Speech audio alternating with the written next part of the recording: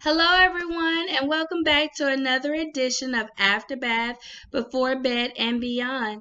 Tonight is Marvelous Monday, so which means we have a whole new week of new books to explore. Now, let's go ahead and jump into tonight's book. Tonight's book is The Happiest Hippo by Danielle Steele. And hopefully, it will teach us that no matter how different we are, we can always make a friend. So, let's jump in.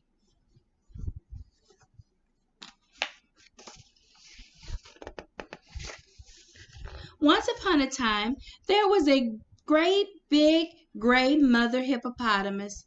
She lived in the circus with an even bigger great big father hippo and several gray hippo children.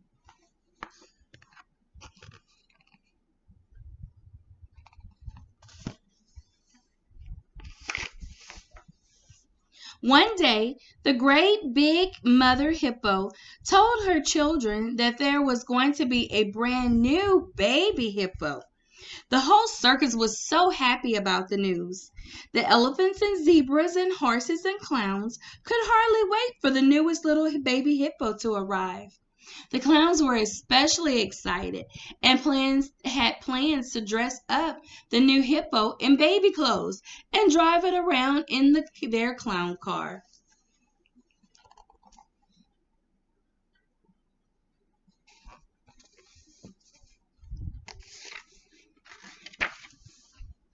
Finally, the new baby arrived. It was a boy. Mama Hippo was so excited to see him for the first time, but then she realized something strange. She closed her eyes and then opened them again and saw the same thing. Her little baby hippo was not gray, he was green.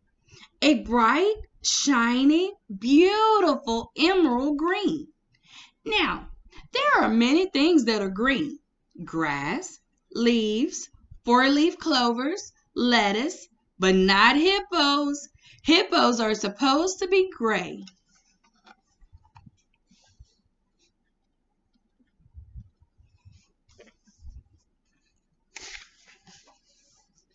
What happened? Asked Father Hippo. Do you think you ate too much spinach before he was born? All the hippo brothers and sisters thought it was very funny, except the littlest sister who was a bit scared. Pretty soon the whole circus knew that the new baby hippo was green. Everyone could tell he was very sweet, but there was no denying that he was very different. Mama and Father Hippo named the new baby Alphonse, but no one ever called him that. They just called him Greenie, and he called himself that too.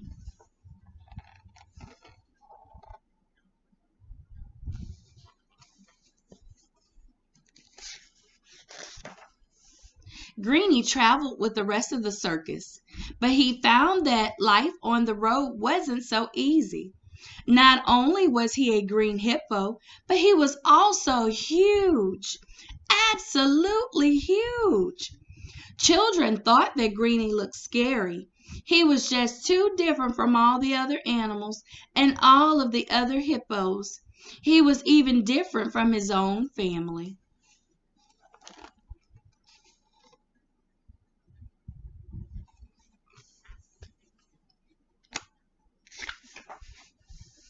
The owner of the circus decided that the circus just wasn't the right place for Greenie.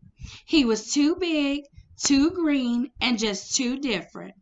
So Greenie said goodbye to the circus and took the train to New York City. He wanted to find a place where he would fit in. Surely there had to be other green hippopotamuses somewhere, and Greenie was sure he'd find them in New York.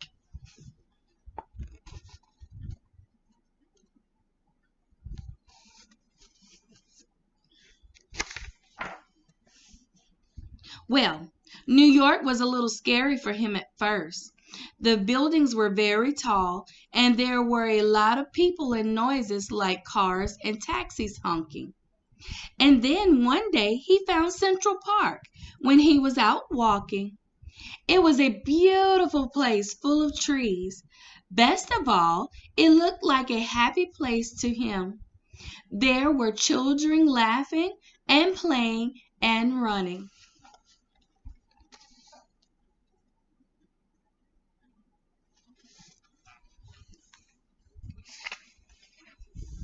He stopped at a playground. It was full of children on swings and on seesaws and in the sandbox. "You're too big to play in the sandbox," he heard someone say, "and you're green." Greenie's feelings were hurt. They had told him he was too big and too green and just too different, which made him really sad.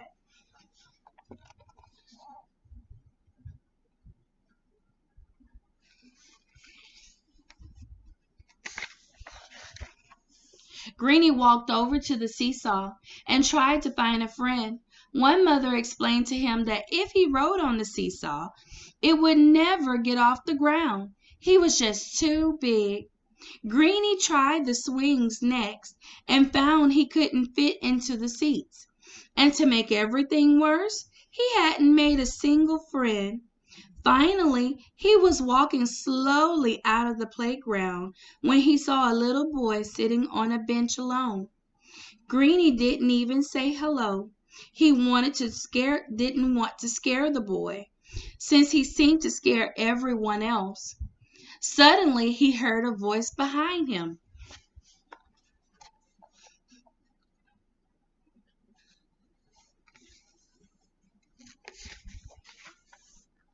It was the boy from the bench. "Hi, where are you going?" the boy asked him. "I don't know. No one will let me play in the sandbox," he explained to the boy. "Why not?" "They say I'm too big and too green. No one wants to ride the seesaw with me. And I tried the swings this morning, and all of them were too small." "What's your name?" asked the boy. "I'm Greenie," he answered.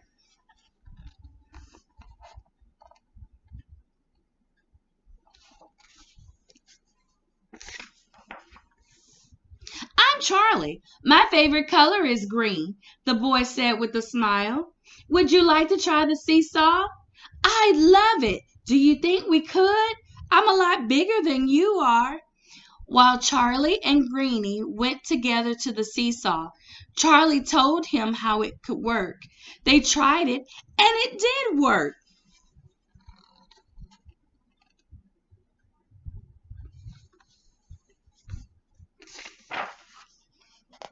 Just then, Charlie's babysitter came over to them. "Who is that?" she asked. "He's my friend," Charlie simply said.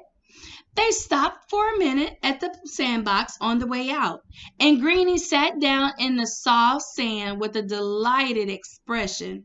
"I love sand," Greenie said happily. "I'll bring 2 pails and some shovels tomorrow," Charlie promised.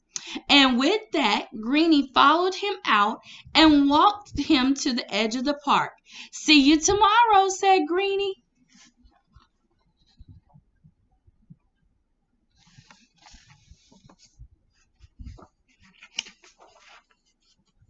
The next day, Charlie came back to the playground. He was happy to see his friend Greenie. He had never seen anyone as beautiful as the green hippopotamus.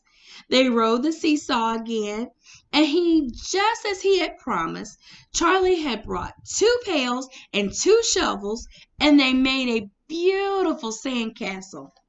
As Charlie looked at Greenie in the afternoon sun, he knew just how special Greenie was and how lucky he was to have him as a friend.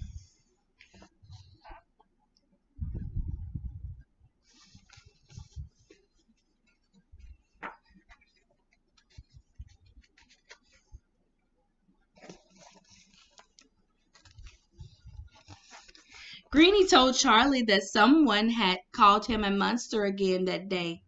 He hated it when people did that. Sometimes it made him wonder if it were true. It was hard looking different from everyone else. "Of course you're not a monster," Charlie reassured him. "That's just the silliest thing I've ever heard. You just look different, that's all. And you're bigger. Regular hippopotamuses don't look very nice in gray. You're much better in green. Charlie didn't run away from him. He didn't call him a monster. He wasn't afraid of him. He thought Greenie was beautiful, and he was proud to be his friend. And Greenie was just as proud.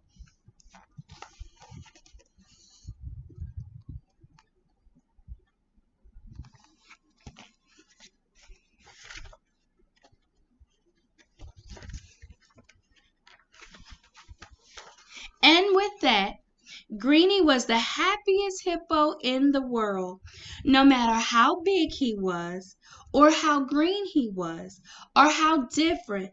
And he knew as he fell asleep that he and Charlie would be the best friends forever.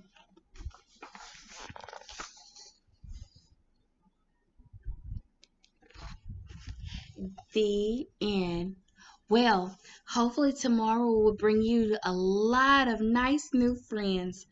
And tonight, hopefully, you will have a good night's sleep that will bring you sweet dreams that take you beyond. Good night, everyone.